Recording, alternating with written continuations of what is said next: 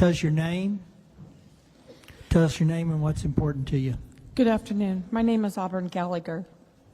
I'm a 25-year resident of Sandy Creek. We are a community of 3,000 plus citizens. The majority of the citizens in our area are retired, elderly, and on fixed income. This area is historically underserved by local authorities. I was awoken on July 5th at 6 a.m. by my neighbor, whose house sections and other debris were taking out my fencing and leaving my livestock vulnerable. At this point, I did not realize the damage to my own home. I was focused on my animals and my neighbor's needs. I put my boots and jacket on and began to zip tie my fences together and headed to the church in our community to see the damage that had occurred. On the way to the church, I saw that 2 of my neighbors' homes were gone. I began to ask, how did this happen? Beginning to develop a plan. Our floodwaters came from a very small watershed with headwaters all within a half mile of our subdivision. The creeks could not shed 18 inches of water in 1.5 hours with the trees clogging the ways. It was it's like pouring 5 gallons of water into a toilet stuffed with sponges and expecting it to flow through.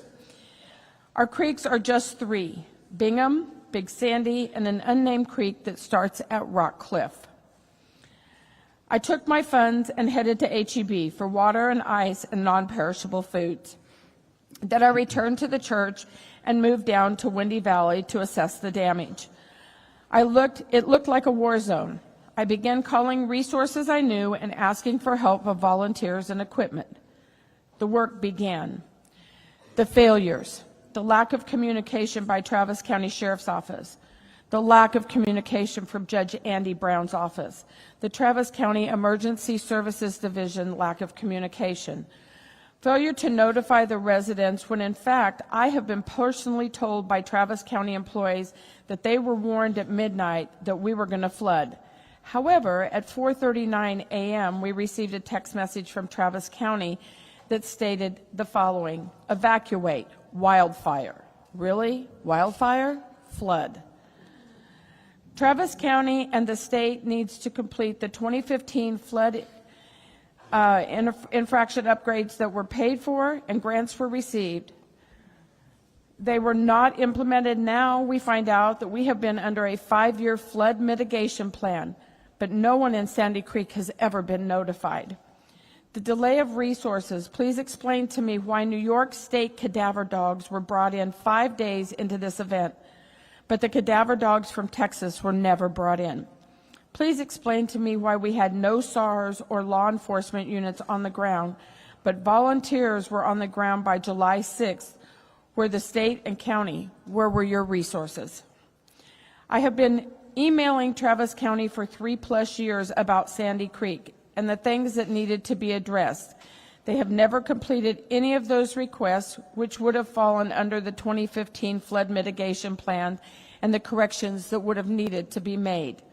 The lack of communication with residents about the location of possible missing, the numbers are still wrong. We have 20 homeless encampments between the 2 sides of our creek. Many of them have not been found.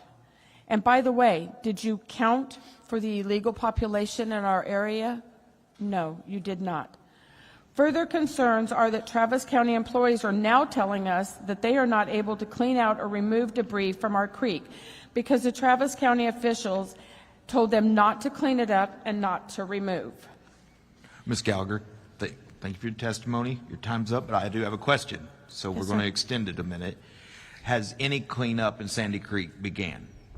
So I'll answer that question as the following.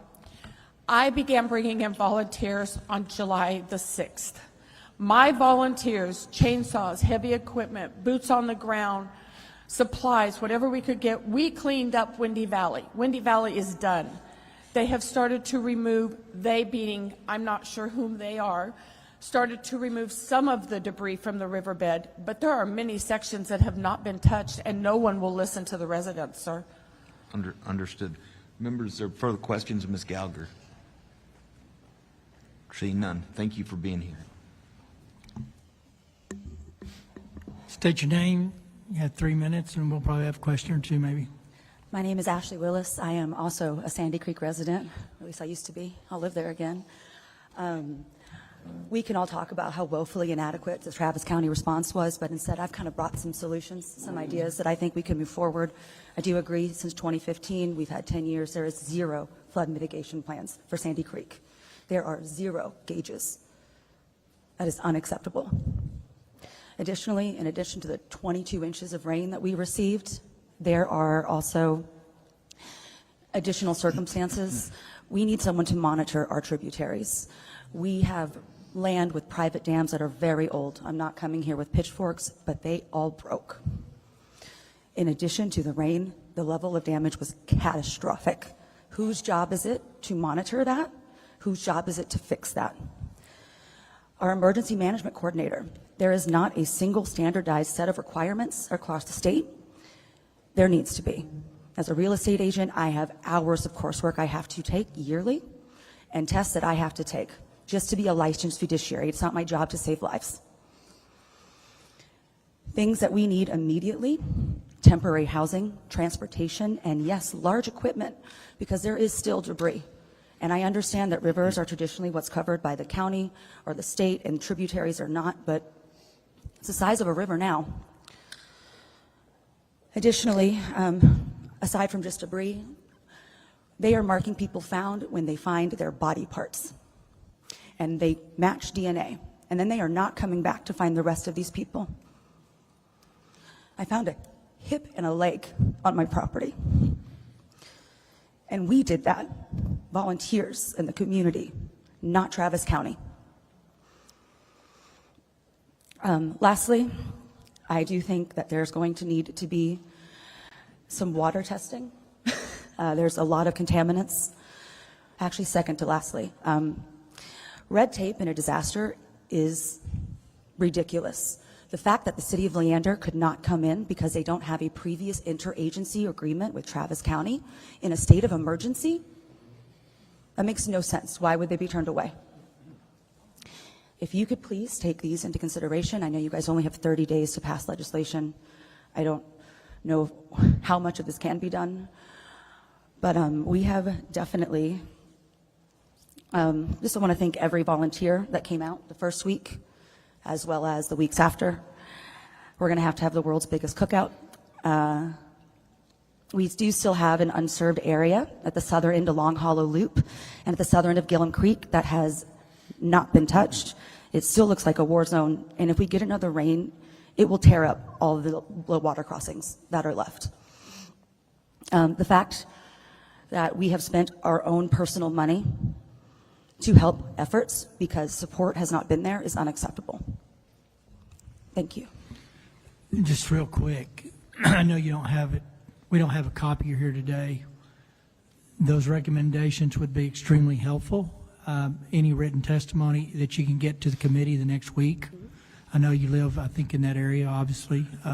Maybe homeless right this minute, but you're somewhere in that area. If you can get them to the Capitol, get them to my office or Chairman King's office, either way, we'll make sure the members get them. Appreciate that. Yes, sir. Yeah. Go ahead. Chairman Perry, Yes. on that note, for all witnesses, whether you're testifying or just want to submit public comment, if you go to the posting where this hearing is posted on the House website, there's a link to the public comment portal, and it's going to be open for another week. So you have a full week to submit your comments in writing on that posting, and that will be shared. Whether you send it to the Senate side or the House side, we will share all comments and put them together. Thank you for that, Chairman King. The Senate